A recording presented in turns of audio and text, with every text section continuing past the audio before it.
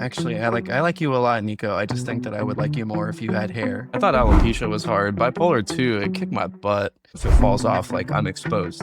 I'm Yeah. ostracized. Guess how many people said something? This can actually be how I make that difference starting now.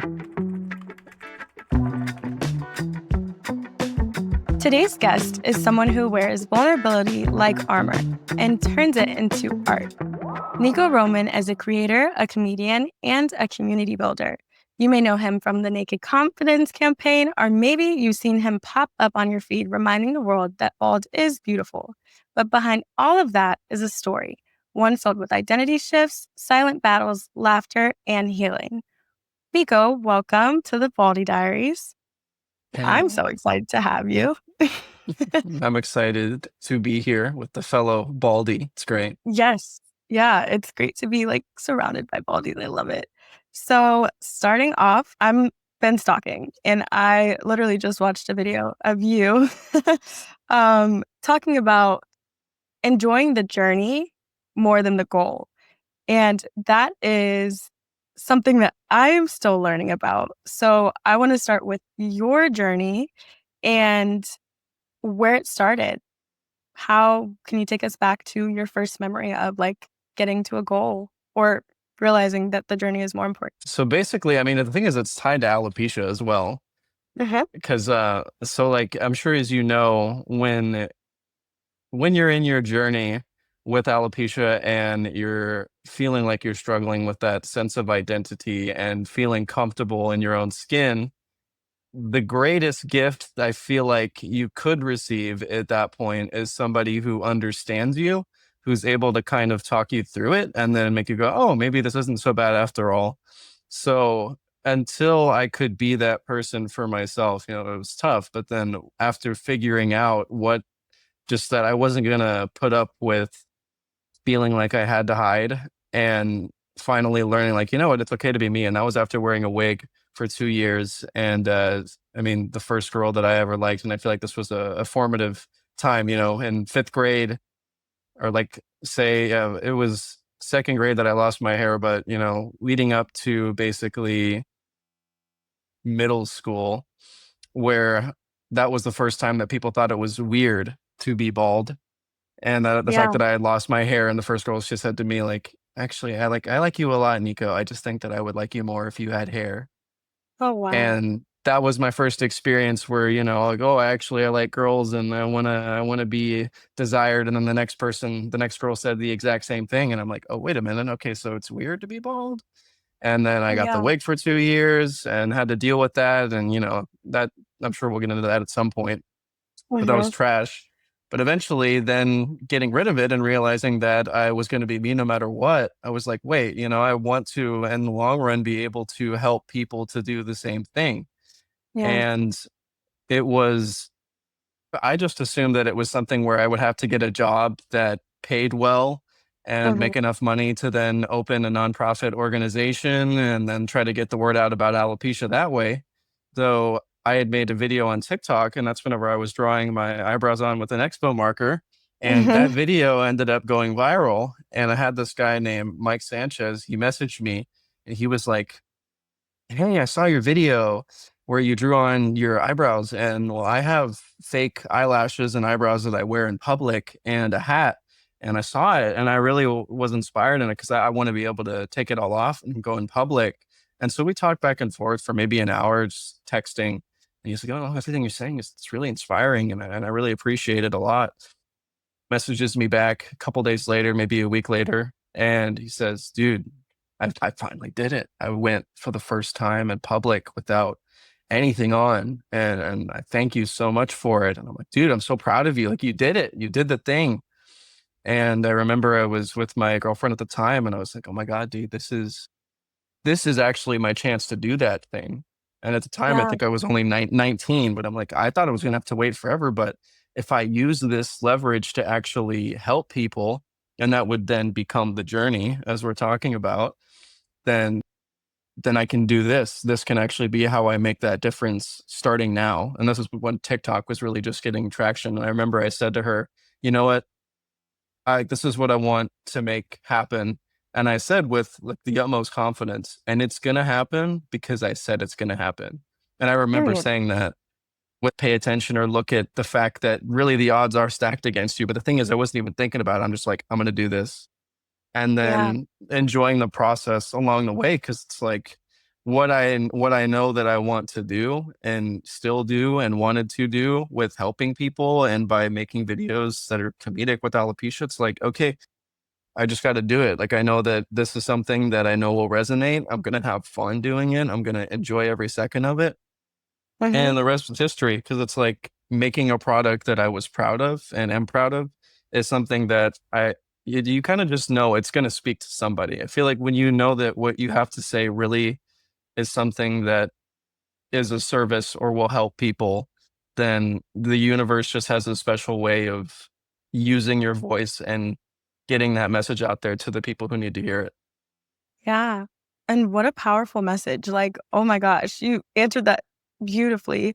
And really, all I heard was intention, right? Like, you in second grade lost your hair and then received these messages. Again, kind of what we were speaking about earlier, just like receive all these messages and said, I have to be me. And not only do I have to be me, I have to do it my way. And kind of created this tunnel vision that gave you a space. Mike, shout out to him, to like Yeah. actually like connect and build onto what you had already dreamed for yourself. Yeah. Basically. Yeah. Wow. I mean, I can't say it better myself. Like, that's amazing. I do want to jump back to your first feeling though, like with hearing that in second grade of I like you, but I'd like you more if you had hair. What did that do to you and your self-esteem and even your mental mindset, Yeah, that really? sucked. That sucked because so that was seventh. It was either sixth or seventh grade year. Oh yeah, it was sixth grade year that I was in middle school that I heard that I lost my hair whenever I was in second grade. Though at that point, I mean, people kind of just like okay, because of the patchiness, whenever you have the little Mhm. spots, a little patch here, a little Yep. patch there. Yeah, I But I got feel you. like at that point, yeah, exactly. So kids are kind of like, yeah, okay, something's off. But it wasn't until middle school that people were like, well, that's weird. That's strange. That's different. Because I think people are developing a sense of style and are coming Yeah. into their own and are trying to like be someone or fit into a group and feel like they belong somewhere. So Mhm. then I was like, wait, you're telling me that this is not okay? Because I really coped in elementary school with just being the funny guy.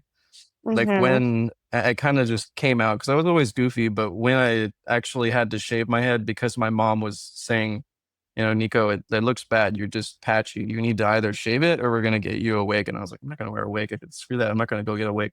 So I did, and I just kind of embraced it. But when I was told that by a girl, I'm like, I think it's it's easy to not I think to not talk about it or consider it as much that at the end of life, I think the main goal is to be, for most people, to be with somebody that you love and raise a family.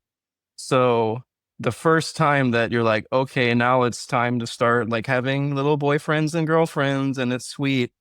Mhm. And to hear somebody that I thought was really pretty and really like go, yeah, no, like you just don't have hair, so no. And then the next person that I like to me go, okay, let me just dust it off, shake it off. It's no big deal. Yeah. Say the same thing. I'm like, okay, wait. So I actually can't be with certain people because It's the best. Yeah. I'm bald and I'm losing my hair. So that's when I got the wig, and it's just like, okay, what the heck?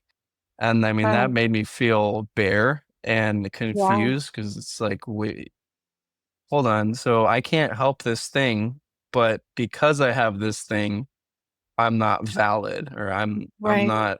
I'm not okay or I'm actually not normal. This is weird. Right. I'm weird. And which I think Yeah. then made me more conscious of my baldness and more Mhm. conscious of my head because then I'm like, wait, okay, so are people just looking at me all the time? Because there were times, of course, growing up that I just felt like people were staring, which I do Yeah. feel like when you're that young, people do look, and it's not usually for the reasons you think. But I mean, a lot of people Right. assumed it was cancer, of course, because Naturally.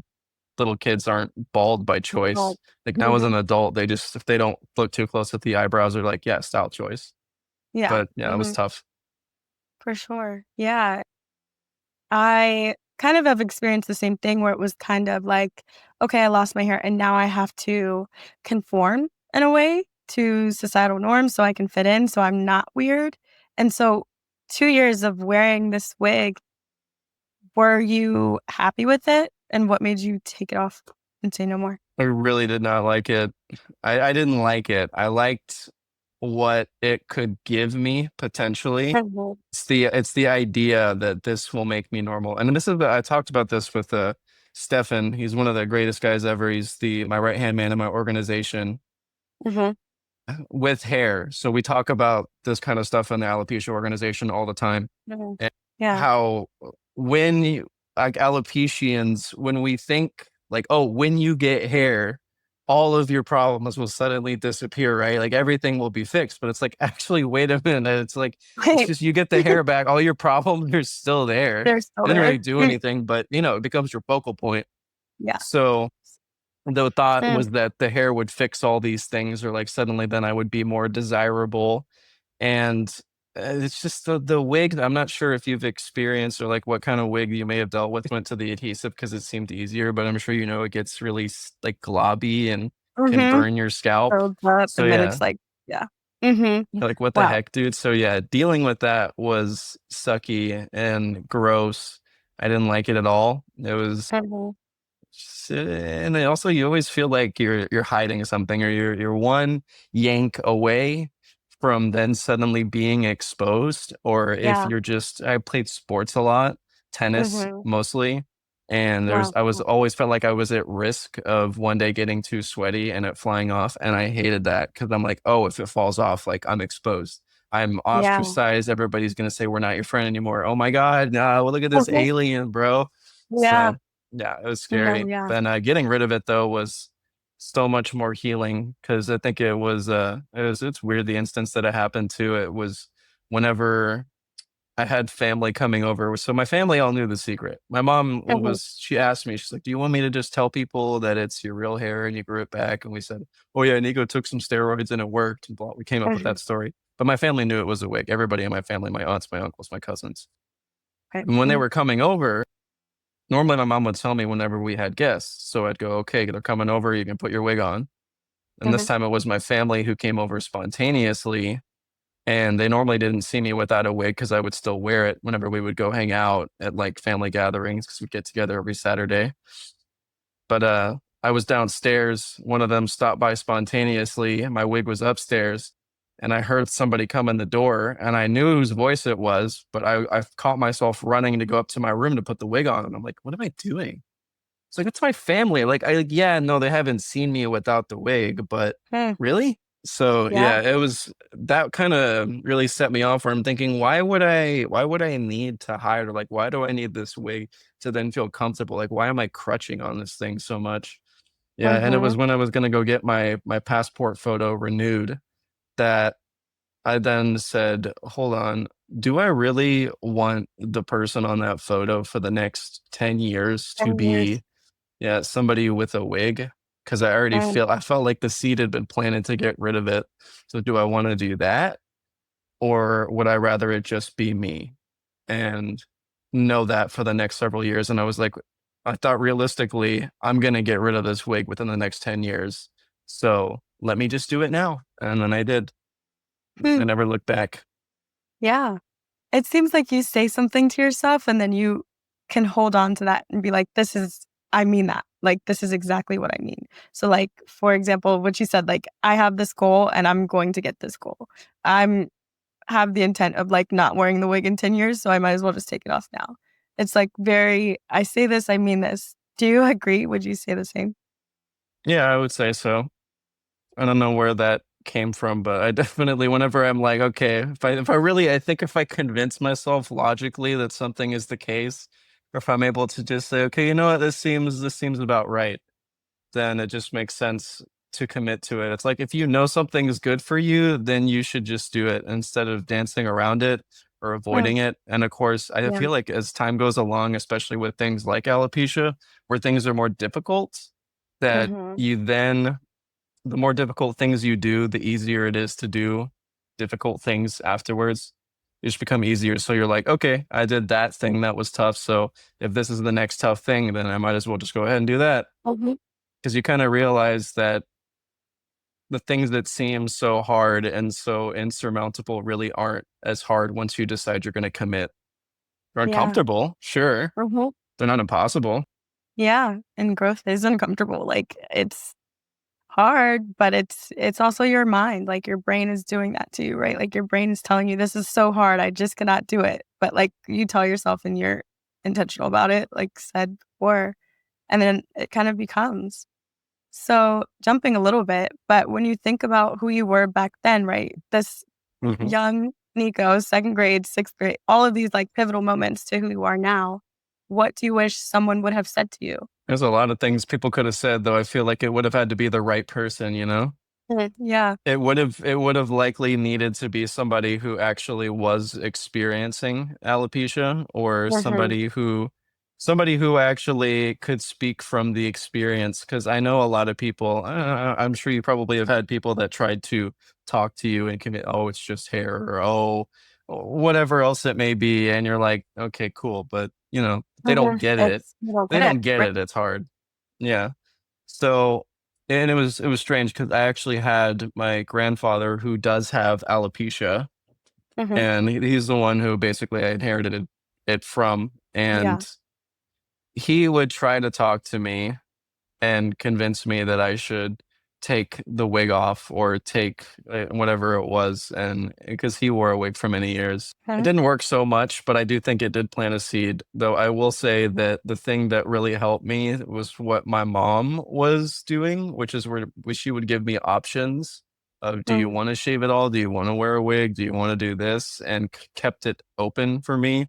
Where I feel like Yeah. if somebody said, look, like it's kind of like the look, we still love you and Mhm. you are who you are, and whether you have hair or not, it doesn't change the fact that you're a great person and you're worthy. And hey, whatever you need right now, if you need a wig, that's fine. If we need to shave it all off, that's fine.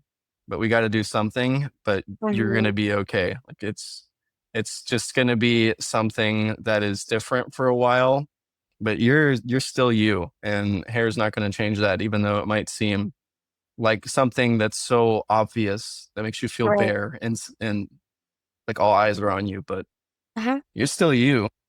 Yeah. And it's yes, yeah. I think that it is you are still you, and I think it's an important point to have someone who actually is experiencing alopecia or hair loss or something that tells you, like, "Hey, this is okay, and you're gonna be okay," and someone also who's reiterating it for you, right? Like, "We still love you, like, you are nothing's really changed about you besides this thing," and so I think also who it comes from, I might add that in my later questions too. But it also seems like your family is a very big part of your life, just very impactful. And For sure. even telling them, right? Like they knew, but they hadn't seen you and you running upstairs. Did you have fear with like telling your family at all or fear with telling other people at all? That it was a wig. Hmm. Yeah. Even family, which was the weird thing, which I mean, I look at and I'm like, why did I care so much? I don't Yeah. I don't even know half the time what it was exactly that just made me feel odd. I think it was just knowing that it wasn't a normal thing for people to Hmm. experience, especially not a young kid to be totally bald. So it just Hmm. felt so awkward and uncomfortable and vulnerable with being bald. So I didn't want anybody thinking about it. And maybe it Yeah. was having looks over time, and people that when if I went in public bald, especially whenever I was younger, because of course I was bald before I actually did get the wig and was a bald kid for many years. I just I think it was the shame I felt after, those girls had told me what they told me, and feeling like I needed to hide. Then suddenly I was like, oh, actually, don't look at me. Don't look at this. Wow. So it Yeah. was hard to tell anybody. I didn't want to tell anybody. Hmm. Yeah. And I had a similar experience, like, of just not wanting to tell anybody. Like I was saying earlier, like, it was like 10 years of like, no, I'm going to wear a wig. I'm not going to, go outside without this. I don't want anyone to know. I feel like they're not going to be my friends anymore. I feel like I'm going to lose these people. And it's just like, did you? You know, did you lose friends? Did people treat you differently? When I finally got rid of it. Mhm. Yeah, I have it's a good story actually. It's just I tell this one too to people who have alopecia and are planning on taking their wig off or thinking about shaving or whatever it may be. So this was when I finally did decide to take the wig off. And it was one day that I went to school. And to help myself out, what I did was I texted all my closest friends and said, "Hey, by the way, that hair was a wig and I'm coming to school today and I'm going to be bald." And they were just all said, "Oh, okay, cool." That was it. And then the thing was, this is high school, so I'm thinking this is ninth grade year that it's gonna be a lot of people. My class was about 1,000 people, so there was a lot of potential interactions that could experience with people saying some stuff. And I was involved in tennis, so I was a part of big groups after school, to where I'm thinking, okay, these people are definitely going to say something. So, out of the hundreds of people that I interacted with that first day taking off my wig, guess how many people said something? This is a luxury audio experience brought to you by whatever bold beauty brand chooses to fill this space. Now, let's get back to the episode. Period. One. Yep. Yeah. It was just one person. One person the whole day said, like, "Oh, did you like lose a bet?" I said, "No, that was a wig. I've been bald this whole time." I went, "Oh, okay." That was it. And I was like, "What?" Wow. Yeah. And, like, I love to ask that question because that was, like, the biggest thing for me. I was like, "No, everybody's gonna be like, 'Oh my gosh, I can't believe you hid this from me,' or 'I can't believe you have been doing this for so long.'" And then I did it, and literally nobody said anything. I was just, "Guys, is nobody shocked? Like, come on." And so, like, to know that, like, you interacted with all these people and you're in high school, like, you're thinking, like, "This is everybody's gonna say something, they're gonna talk about me." What did that show you? Like, what did that tell you? It's just not that deep, or that people don't care as much as you really think they do. And then it's weird because it also made me feel like I robbed myself of Mhm. what, just, I would say, feeling comfortable being me, or being having my anxiety reduced by just being like, okay, I can be me. Like for too long having to just kind of tiptoe around the fact that I was bald. And so I'm Yeah, thinking, wow, I really could have just done this for so long. But then I don't blame myself because I go, well, I needed to have all this time to just have the wig, or feel like I needed to gain my confidence, because yeah, obviously I had to take the time to do it. Everything happens in its time. Like, you can't just force yourself to be confident today, be ready for it today. So I had to, you got to take your time. yeah. Timing is everything, really and truly. I am a firm believer that everything happens for a reason. So all of that came together and is your journey that is continuing, right? Like, you are still growing and still building and are this Hmm. huge influencer.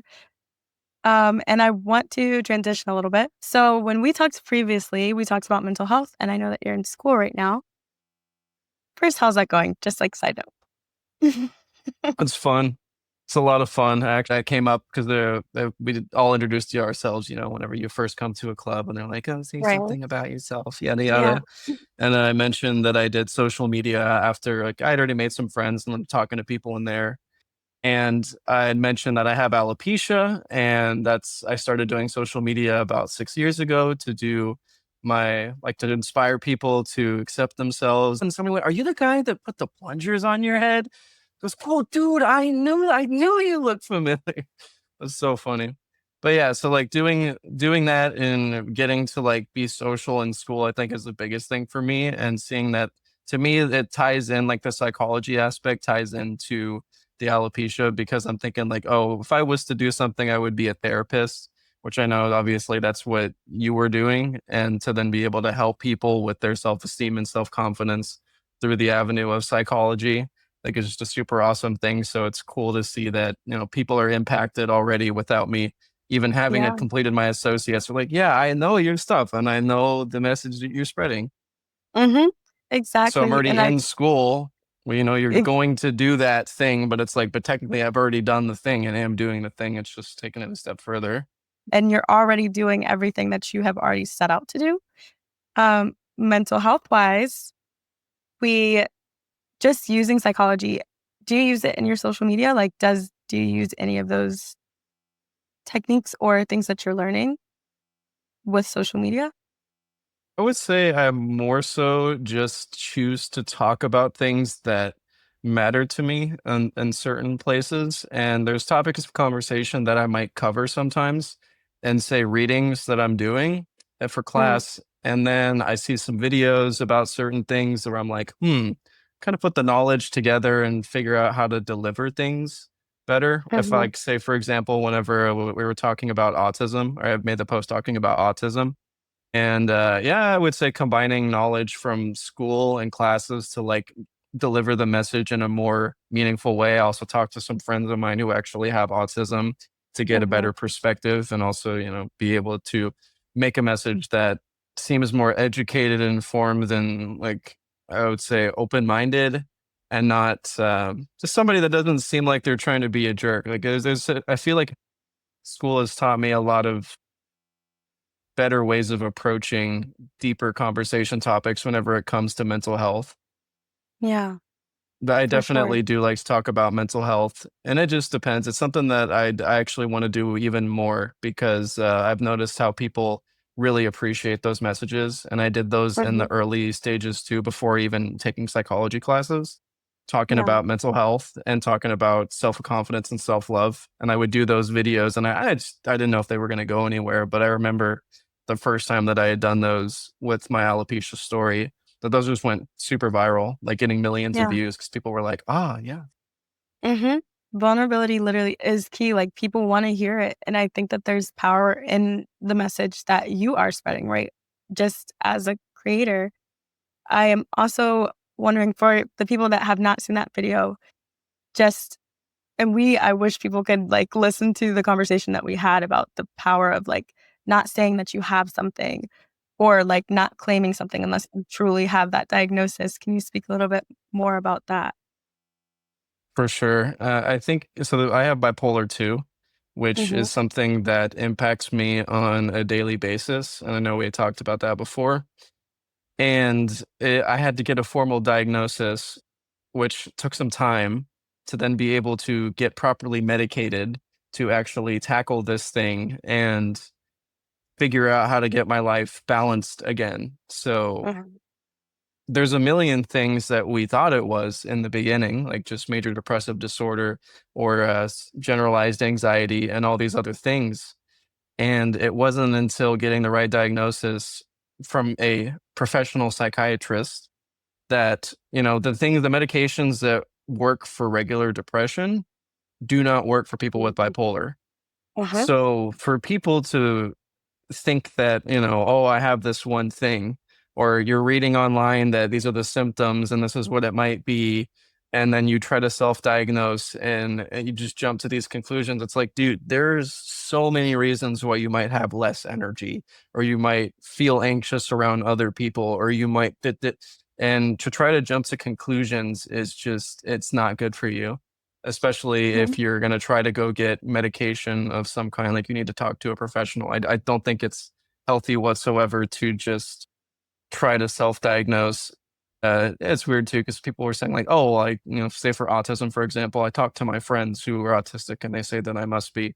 It's like, look, there's a lot of reasons why you might feel the way that you do, and you don't want to also give yourself a reason to say, well, this is why, and there's nothing I can do about it, Mhm. because we can help ourselves. And also, Yeah. even people who are struggling with certain things, say autism, if you're struggling socially, there's things that you can do to help yourself. There's different kinds of therapy that you can go to help, but you just can't say, ah, yes, I got that Mhm. thing, just because Yeah. you have a feeling.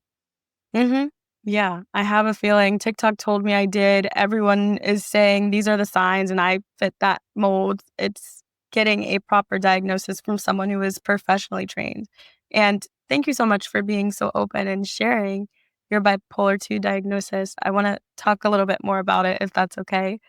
Of And course. before we get into it, just so we're not like doing kind of the same thing, bipolar II is a mental health condition defined by cycles of depression and hypomania. but not as extreme as full mania. So it can be confusing and misunderstood and often invisible from the outside, right? With proper medication, we can't tell. And one of the reasons that is important, and I want to talk a little bit more about it today, is because alopecia, hair loss, is something you can't hide it. But there's so many things that people are going through on a daily basis that you cannot see. And so if you can give your definition and tell a little bit about your experience with bipolar 2, what does that look like for you? This healing moment is brought to you by every single listener who's on a self-love journey, and maybe one day a mental health platform. Could it be you? Well, let's get back to the episode. For sure, yeah. Good definition. I mean, dude, it's tough. I thought alopecia was hard. Bipolar 2, it kicked my butt. Oh, So I think what people probably wouldn't know right off the bat whenever they hear, oh, you get depressed, oh, you get manic. It's not something that you're in control of. Depression is something that happens spontaneously. And I didn't really know why. And this was so weird because from what I've researched, and I'm no professional, bipolar 2 and bipolar in general seems that you can come to notice in your early 20s typically that's whenever you start to experience say major episodes and they become more apparent because of the severity, and that's how it was for me. It was in my early 20s that suddenly for whatever reason I went to sit down to make content, and I noticed that I started to like lose energy, but it was like I couldn't think. I'm sitting there and I'm a very creative guy. That's how I've gotten to where I am. And yeah. it's like I couldn't think of ideas, and I'm like, "What's going on?" Like my brain felt like I had a block, and I'm not talking about a creative block or a writer's block. It was like I couldn't think or process. And suddenly, I would go and try to have conversations with people, and they're talking to me, and I'm like, I feel like I can't understand them. Like they're talking to me, and I can't string the words together that like I can't comprehend what they're saying. I would watch movies and I'm like, dude, what is happening? Like all of a sudden it seemed like people were speaking a different language. I would try to read books. I'd have to read the same sentence a million times. And then I would and I'd be like, I still don't even know what's going on. I couldn't process things. And that's the thing is in those depressive episodes, and then suddenly I had no energy. I just felt like this huge gaping hole, like this sinking feeling all the time.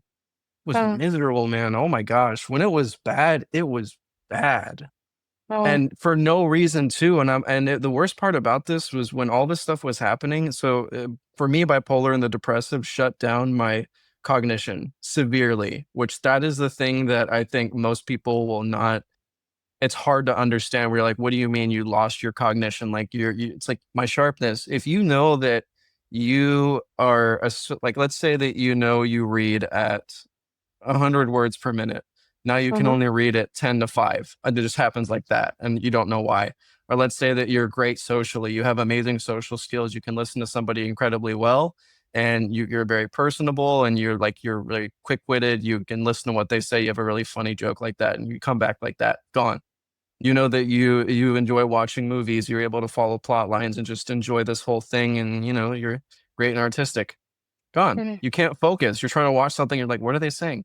You're creative. Your ideas flow constantly. You sit down, you're going to come up with an idea like that. And you're naturally funny. One day, gone. Can't do it.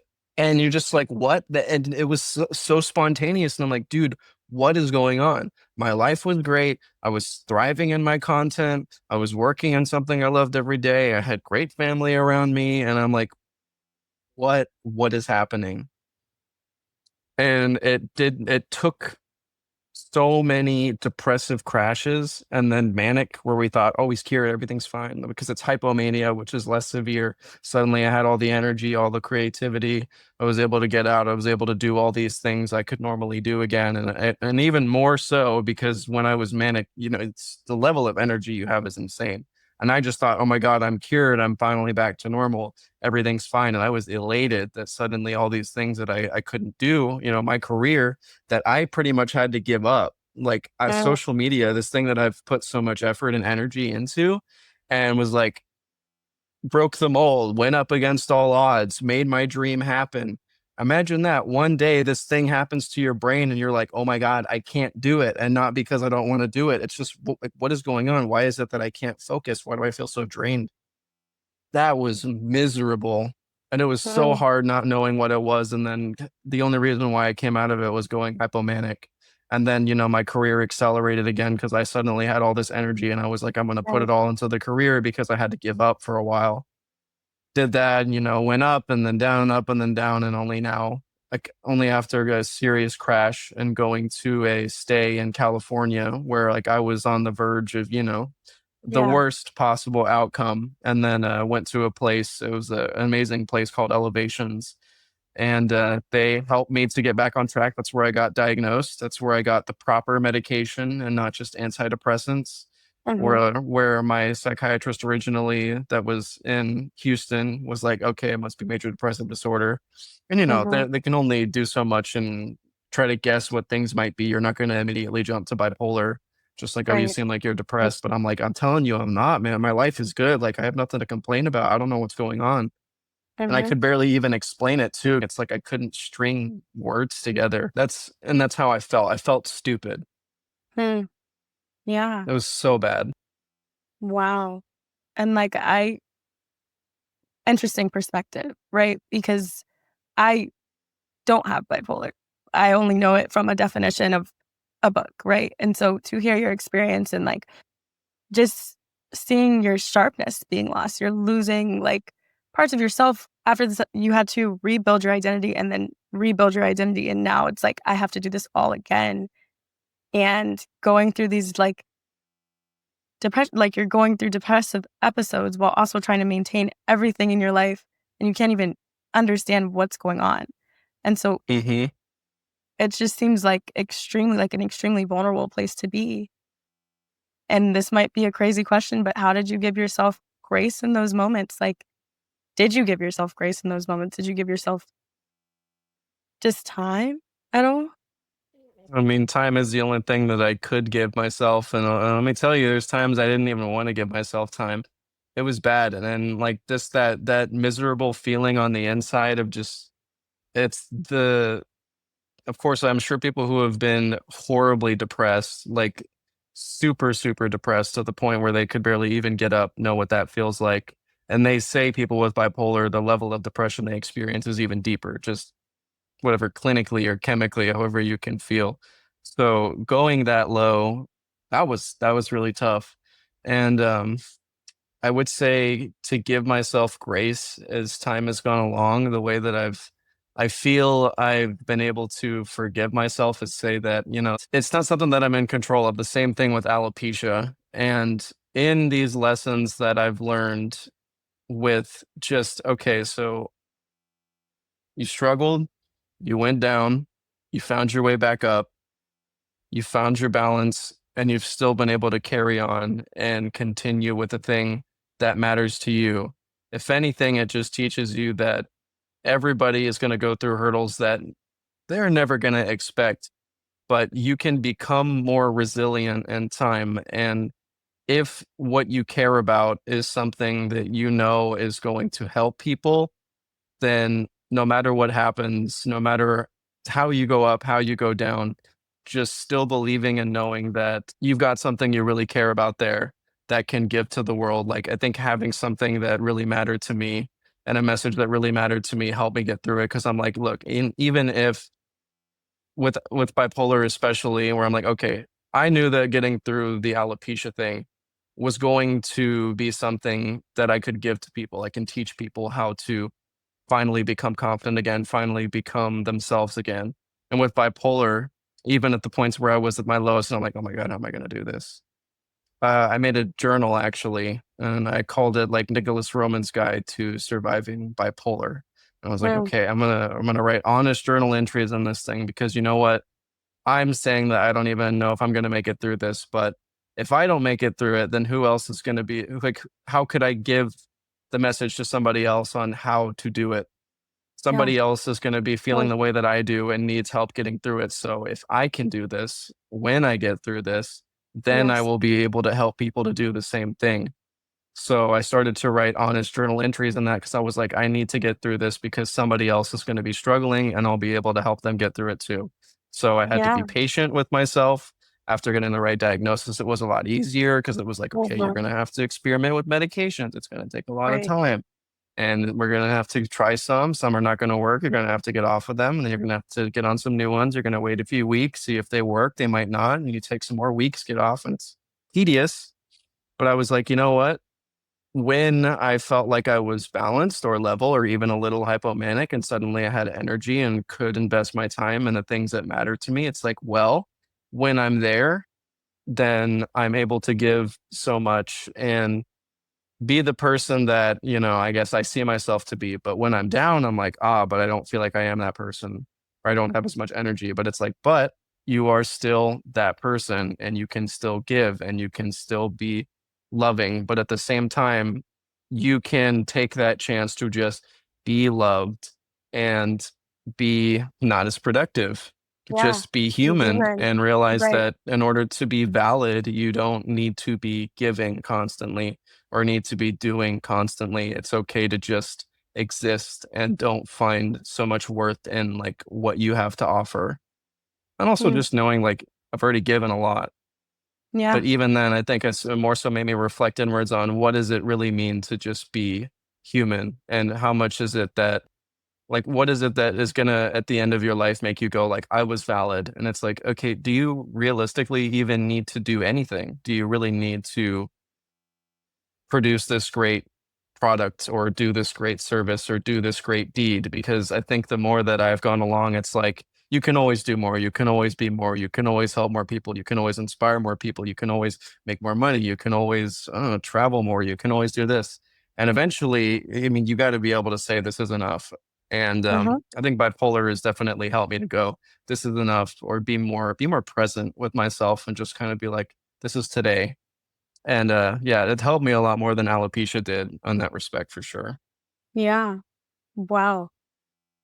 I Yes, know I'm thank like, every time you answer, it's okay. I'm like, "Wow, that was great," but really well said, like, I'm still learning that, right? Like, you don't always have to do everything. You don't always have to inspire, and you can just take a second to be human and learning that, like, it's hard to be like, you can just be period. Like, it's yes, hard very it's hard. hardest lesson, I It's think, because I think hard. everybody does it.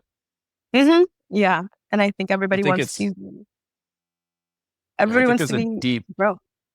yeah, deep conditioning that we need to do something or be something, and that's where I've learned that there's a balance between that desire to help people and, like, serve or, like, be valued and also just being content. That's where I think that just loving what you do and loving that process is the more important thing, while also being like, you know what, I'm a person, I exist, and that's good enough. Because Mhm. it's even weird if you kind of go about it this way. Like, just imagine that, like, say this, it's Moana. You live on the island. What's your job? Your job is to pass down the history. I would say that's the first and foremost. And you farm and you eat, and that's it. That's That's all it. you gotta do. There's Yep. no requirements, it's just exist, you're here, and you're gonna live a great life, you're gonna be happy, you're gonna enjoy the island you're on, you're gonna enjoy your family, you're gonna enjoy everything, but nobody's telling you, "You need to change the world, you need to do all this stuff." It's like, "No, dude, so why are we like, oh my g I gotta be that person, I gotta do that thing." Have to do that just because. Yeah, and that actually led me to a question that I wanted to ask earlier was, do you ever get tired of being an inspiration or being strong or being powerful or being a creator and influencer? That's a good question. I would say it can be exhausting in some ways. I would say whenever I'm trying to keep up with the demand of videos sometimes and constantly evolving or constantly making new things, that can definitely be exhausting because it's like sometimes I would say to do this as a full-time job, especially with short form content, there's Mhm. a period between genuine inspiration and needing to produce because you need to make a video today. I would say there's sometimes that you're like, okay, I may not be as inspired to produce something where I just have this idea spontaneously. It's like today I'm sitting down and I'm coming up with something based off of what I know works or like what it is that I want to spread as far as the message goes. I have a lot of fun doing it. Though there are some days that I'm just like, oh my gosh, it's like, damn, I got to do that thing. Mhm. It's going to take a lot of effort. It's going to take a lot of energy. And sometimes I can become discouraged too and actually not do anything because I'm just like, man, it's not today, dude. Not today. And it takes a lot of energy. The thing is, it's a great job, and it's wonderful to get to be able to inspire people. Though sometimes you just don't have it in you. Sometimes I Yeah. just feel exhausted. Sometimes I feel like garbage. I mean, when I'm in my lowest points, especially, Mhm. I'm like, oh my gosh, I can barely even get myself out of bed. I can barely even get myself to go cook dinner for Yeah. myself or Yeah. brush my teeth and take a shower. So you're telling me that I need to go and inspire people. It's like, no. There were times even where I talked about it with my therapist when I was feeling really down that she said, have you considered just making content about how you're feeling today? Even talking Mm. about the fact that you don't feel very good and just being honest with them and vulnerable. And I did. And it was very well received. People were like, oh my God, yeah, I feel that way too. And they appreciated the fact that it's like, okay, wait, so you're not superhuman. And I almost had to humanize myself where I'm like, why am I trying to act like I'm superhuman too? And be like, oh, I'm inspiring and I'm this big figure. It's like actually humanizing yourself makes you more inspiring in a way too, because it's showing Mhm. nobody's just impervious. And if you also try to pretend that you are or hold people to that standard, then when they feel vulnerable, they're gonna go, "Well, why am I not like that guy? It's just Yeah. he's always good. He's always happy." It's like, actually, He has everything oh, no, together. I'm not. No. Yeah. And I think that's like one of the biggest things with my job that I'm learning and have learned is that like everybody is just winging it. Like we all have stuff, right? Like we're all figuring it out. And again, that kind of goes back to the journey of like getting things wrong and doing things incorrectly. And I might get it wrong this time, but it goes towards my growth and I'll get it right the next time. But also being at like the lowest points and having to tell yourself and humanize yourself, like, I don't have to do this. I don't have to be an inspiration. I don't have to go out and try to be strong for everyone else when I right now can't even be strong for myself. And so like also like sounds like just taking the second or the minute to be like, not today. Or being vulnerable and being like, guys, I don't have it today. Like I feel like this right now, and this is what I can give.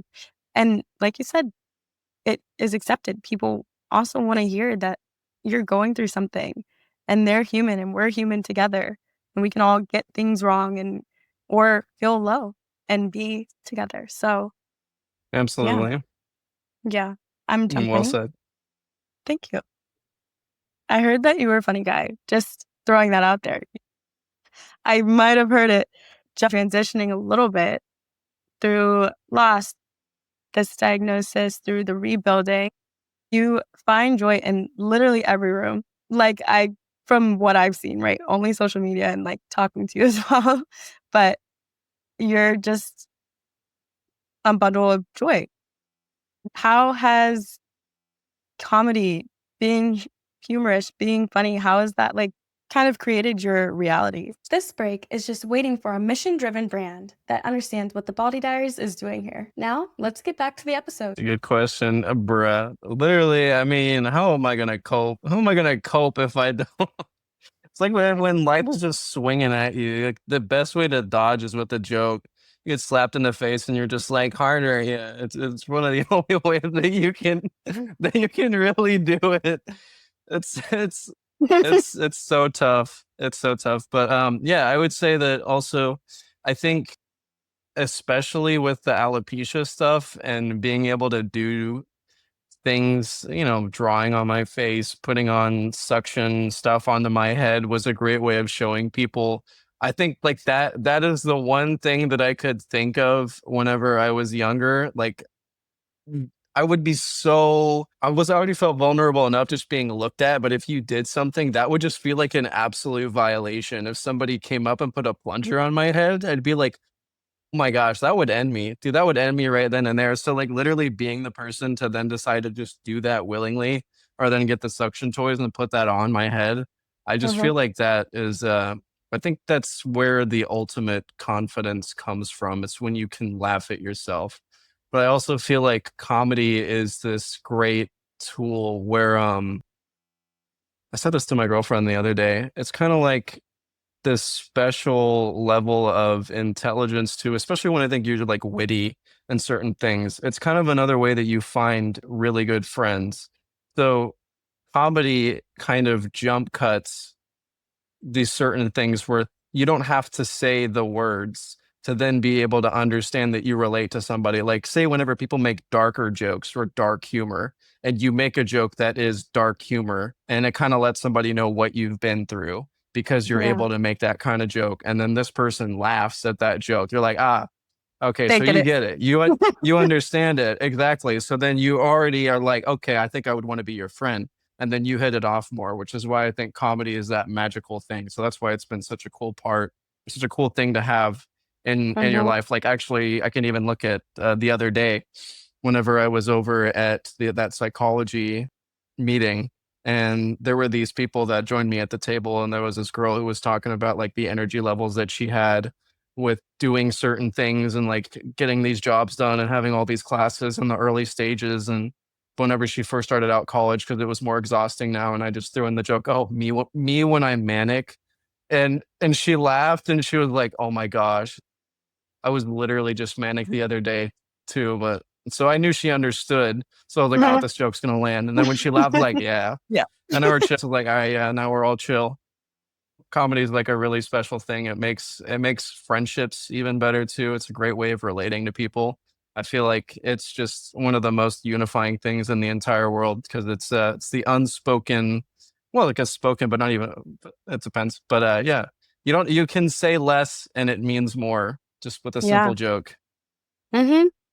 Yeah, and, like, it is those little things that are like, "Okay, maybe I probably shouldn't say that, but, like, it is funny." And so, like, making people laugh and also having the power to do it in different dynamics, like taking something so that could be so seen as so serious and, like, making light of it creates relationships, and you have done such a great job of that.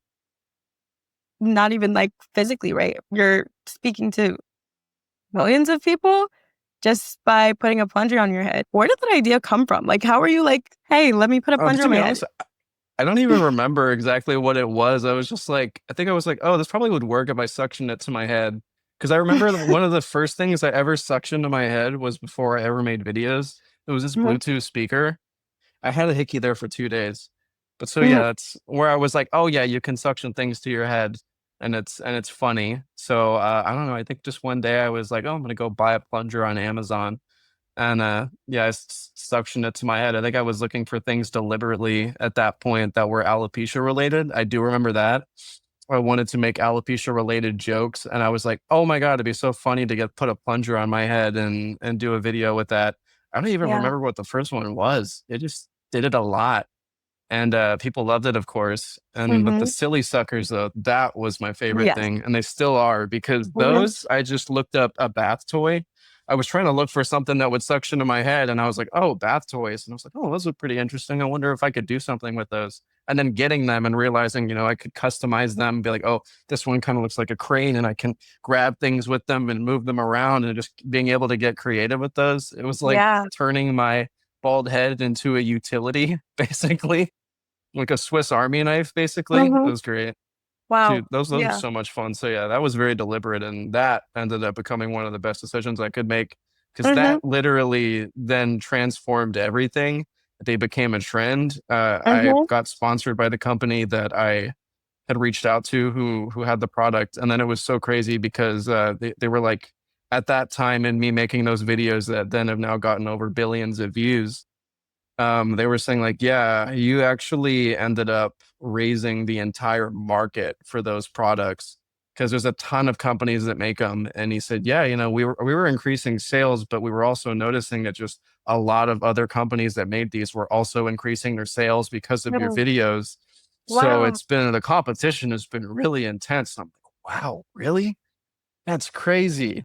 Yeah. Just from, like, this one idea that's actually, like, the first video I saw of you was, like, this, like, I guess, bath toy, right? Like, and you're just swinging around, and I was just like, "Oh, he has alopecia like me." And then Yeah, like, exactly. and I was like, wow, okay.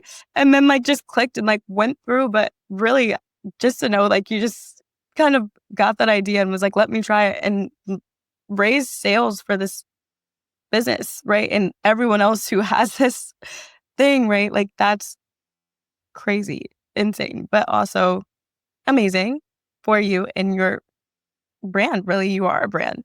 Well, going back to what we were talking about earlier, just comedy and humor, do you think that it is hard for you to be serious in certain situations because you can make light of most things? Would say actually it was the other way around for Hmm. some time. It was like I struggled when especially whenever I was depressive with like mental acuity. And even now, like I'm not as sharp, I feel like, as I used to be, which is another thing I've had to cope with.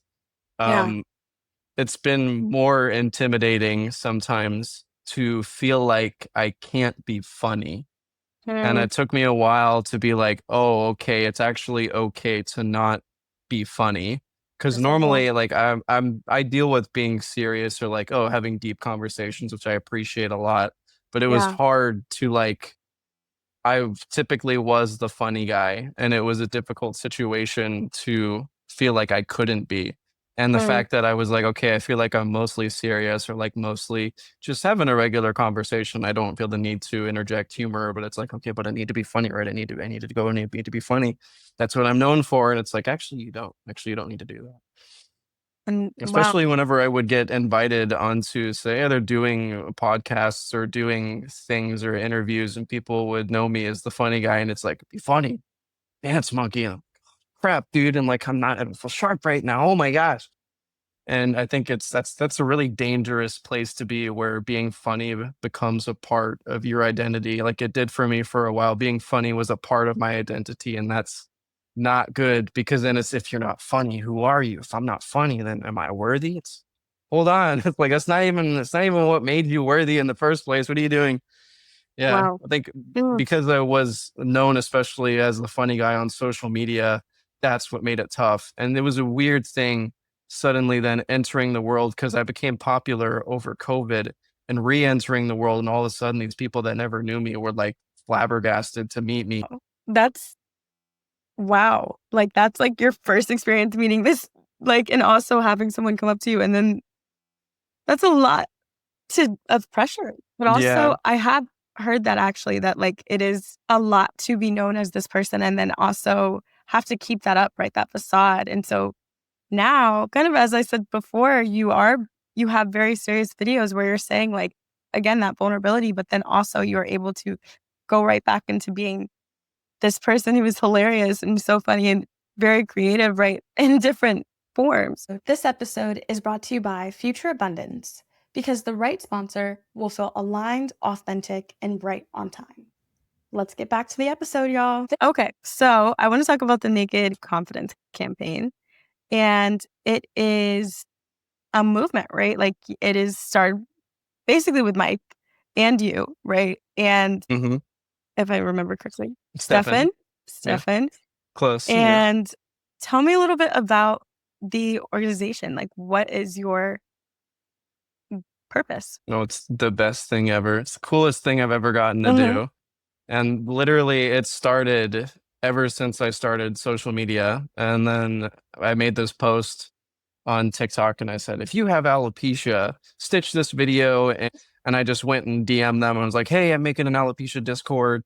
You want to come and join? And of course, everybody was like, oh my God, people with alopecia. Right. Because at that point, nobody really did that. Hmm. So it was so cool to get to have a bunch of people with alopecia all getting together.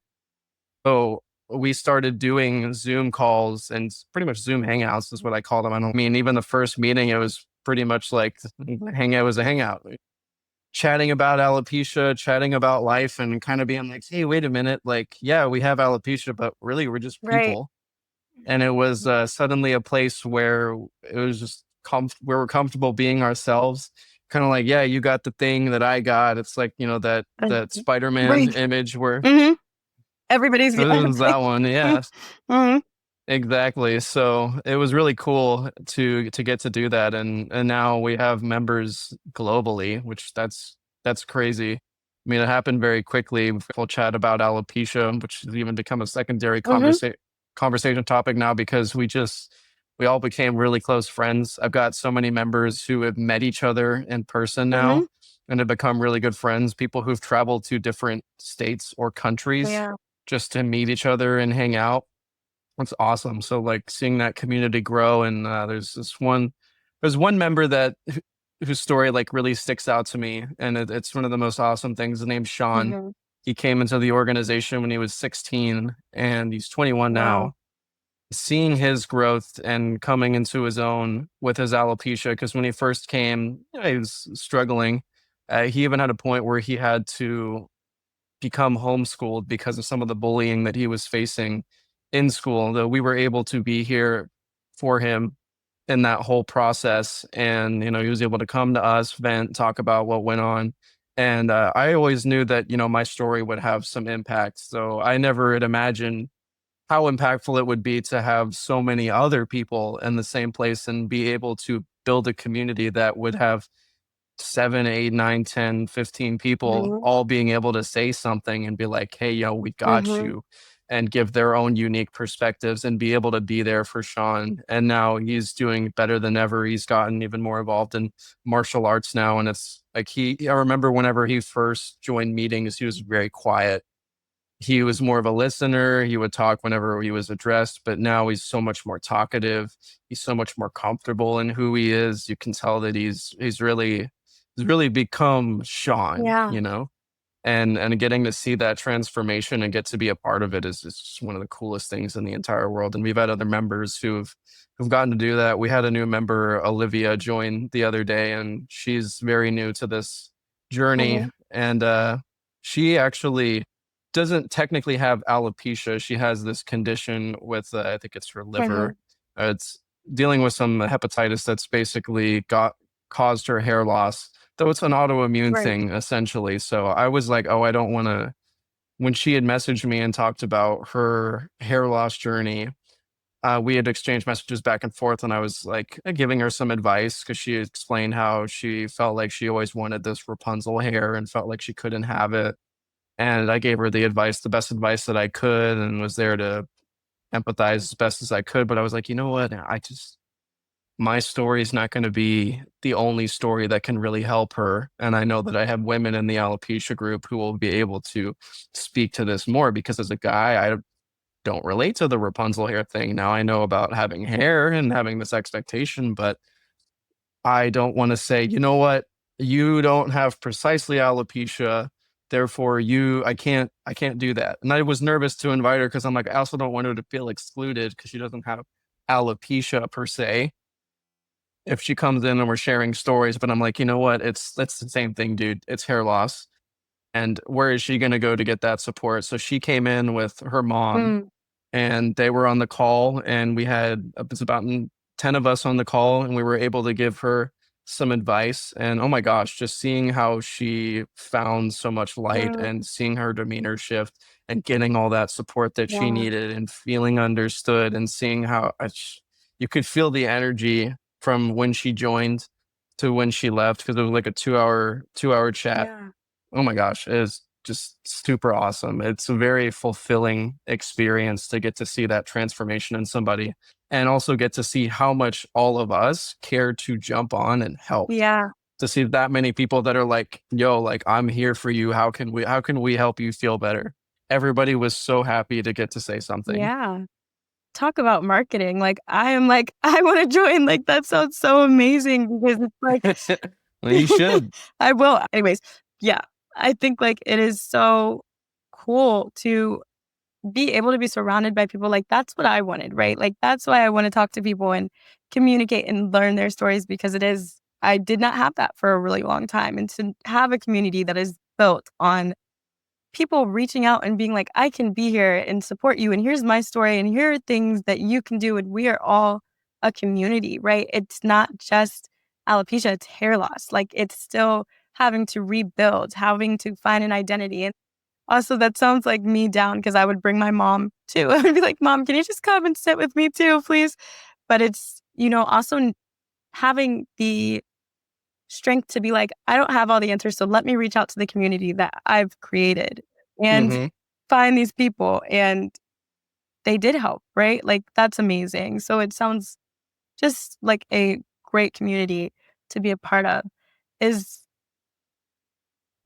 if someone were listening right now and needed this support, this group, how could they find you? The easiest thing to do really is to DM me on Instagram. Perfect. Because I check my DMs all the time. Though there's a form actually on my Instagram. If you go to, X the Roman Empire and you click on the link that's in my bio, there's a big image that says join the Alopecia Discord, and you just fill that form out and I'll look at it and I'll see it. Though if you really want to skip the whole process and you literally just say, hey, I saw that you have an alopecia organization, then you do it like that. And the reason why the form is so important though, and that's why I've had to have that, is because some people, if you would not think this, but some people like to troll. And if you just say, here's a Discord for alopecia, Yeah.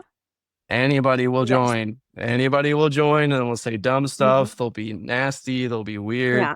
So I have to actually have a form for people to prove that they have Mhm. alopecia. It's also weird because I have people that literally go, you make me wish I had Wow. alopecia. Hmm. What? I haven't heard that one. Never thought I would hear that. Yeah, I know, exactly. And gotten that multiple times. Wow. Like, I wish I had alopecia just so I could join her. You make me wish I had Mm. alopecia so I could be like you. And I'm like, wow, never would I ever have thought I'd hear those I words. It's like this thing that in the beginning I thought was crazy. It's like you You want it. want that. I have not heard that. No, I am kind of in shock because I'm like, no, my whole life I was like, no, I don't want this thing. And now people were like, yeah, I want to join the community. And like, actually, it is great. And also a wow factor for sure. Yeah. So our signature segment we like to call Scalp Confessions. And this is where we throw out the polish, right? We talk about moments we don't post. And it could be something hilarious. It could be something awkward. You gave us some already, but what's a scalp confession that you would like to share? I mean, this one, I had to think about Mhm. this. This one's probably one of my favorites. It's ridiculous. Okay, so this was it's either junior, not junior, sorry, freshman or sophomore year of high school. Mhm. And we have this big auditorium that we would use for theater. And this was around the time that we were doing one of the shows. And it's like for rehearsals. And they were looking for me. Mhm. They were looking for me. I don't know. I was somewhere. They were looking for me to try to get me to come and do something. So we were in the auditorium, and when you're in the auditorium, there's two ramps that go down from either side of the stage, and a wall that is a wall that kind of blocks from where you see the ramp at one Mhm. point. To where people could actually like sneak up and then go on the stage if they wanted Mhm. to. But so as you're walking down, it looks like you're disappearing. You can't see somebody as they're going Yeah. down. Somebody is one of the classmates is looking at me from across the way and is like looking very closely, or kind of like as they're looking for me, Mhm. sees what looks like the top of my head, and it's like, oh my gosh, hey, like Nick, hey. Turns out it was actually just a piece of bread. It was a prop. It was a Oh. loaf of bread prop that was just like the perfect shape of somebody's bald head. So it looked like I was just standing over there Mhm. behind the railing. They genuinely thought the piece of bread was me. That's a great one. That's a good one. Yeah. I was like, where is he go? But Yeah. wow. Hmm. These are really good. Like I feel you really invested your time and thought about that because that one was like, Yeah. that's a core memory because I would have been like, wow, you were noticeable. People knew you by by your head, but also Yeah, I was well known your, for being the bald person at that yeah, point, but no, I just never the thought I'd be or mistaken for a piece of the bread. bread. Wow. Yeah. Wow. Well, thank you for sharing your scalp confession. I really appreciate that. And one more that I did not warn you about is your hot take about alopecia community, Baldie community, something that your hot take. I would say it's probably one of the coolest things, especially when coming to accept it for one. Though also just now, if you need support, because there's so many options that are Yeah. available. And I caught myself saying this the other day with alopecia, whenever I was talking about representation. And I said, oh, well, I remember when alopecia used to be underrepresented. I'm like, wait, used to be underrepresented. Mm, Used to yeah. be. What the heck? And it's like, no, we have a lot of representation now with all the influencers, or even say Anthony Kerrigan and popular media and his superhero movies now. It's so cool. So of course we're still working on getting even more out there.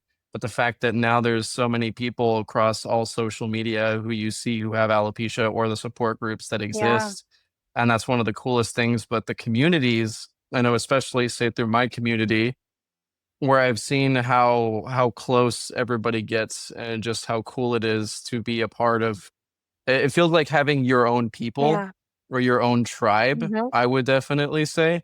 And it's something that I feel like you're not gonna get anywhere else. Mhm. Just people who completely understand this experience, and you could even call it trauma bonding if you I want. mean, But mhm. Like, actually, yeah. but just yeah, exactly. But by default, if you meet somebody with alopecia, and this has been my experience anytime, you're immediately like, hey, what's up? Oh my God, yeah, you're chill Mhm. immediately. You don't even have to know them or know anything else. You're just already like, yeah, no, I know you, I see you. It's the coolest thing in the world. So it's a neat experience to have that community. And I would say the lessons of empathy that I think are learned through alopecia, and just saying, you know what, like everybody's valid for just being human. And that's a lesson that you come to know, because you're like, why would you be disqualified from being human by just hair? Right. And then that translates to anything. Like, why would anything disqualify you from the human Very experience? true. I think it makes us more open minded in general. And it's cool to get to meet people that kind of were thrown to the wolves with that Mm. lesson. And so it's one of the greatest gifts for that reason. And I will say some of the most interesting and amazing people I've met have alopecia, like yourself, and like many great people. So it's one of the coolest things that you can have. It truly is. Yeah. It's someone said something to me once, and they said, it's not a community that you necessarily want to be a part of, but once you're in it, it's so accepting, it's so amazing, and it's like, what would I do without it? So I And that's completely true. agree. It is such a great community to be in. You can find someone to support you, to be there, and like, we now do have the representation, and people are doing everything, and we see them on Jimmy Fallon, or we'll see them on TikTok, right? And it's amazing to see people going through the same things that you are, but also to have people to talk to as well. Community is an amazing thing. So great hot take. And last question, what would you tell someone who is going through this experience, maybe just found out that they had alopecia, just got the diagnosis, and navigating life right now? Great question. I say that it's surrounding yourself for sure with people who care about you already, and are there to remind you that you're valid just as you are, and be able to comfort you through something that's challenging like hair loss, and to just say, hey, look, dude, you're you at the end of this, and whatever you need right now, we're here for you to support you. Because I think that's another important part of the journey is, if you need a wig, get a wig. If you're ready to shave it, shave it. Yeah. I don't know, whatever it may be that you're feeling. If you want to try injections, try injections. Even though I'm somebody that was like, nah, I'm not going to do that Hmm. stuff. Saw those needles Yeah. and I was like, yeah, right. Miss me with that. Hmm. But whatever you got to do, you got to do, because it's your own journey. And it's the thing is, though, support is there. Never be afraid to reach out. Never be afraid to find organizations. I mean, there's my organization. It's welcome to anybody of any age. There's many other organizations that are out there too. If you've got ones that you want to meet with in person, there's Cap Kids. Yeah. It's a great one. There's chapters all over the place. Hmm. Um, and the lessons that you can learn as far as empathy goes with alopecia, that's just great. So no matter what happens in that journey, I will say that for people to know, hey, you're going to learn some really, really valuable things about self-love and acceptance, and also about, people being valid as they are, that will make you one of the greatest friends that anybody can ever have, Yeah. will make you a much more understanding and empathetic person. Like, you will learn to love yourself and other people at a deeper level that makes life so much more fulfilling. So even though it might be scary, trust, it's going to be one of the greatest things to ever happen to you. Yeah. I have nothing to add. That was amazing. A Thank you. great, great way to end the show. Nico, thank you so much for showing up fully, for being so open and honest. You are so appreciated. And I really appreciate just hearing your diary entry today, right? Like, you really laid it all out there, and I really cannot thank you enough. And hopefully you'll come back. Well, thank you. Yes. Yeah.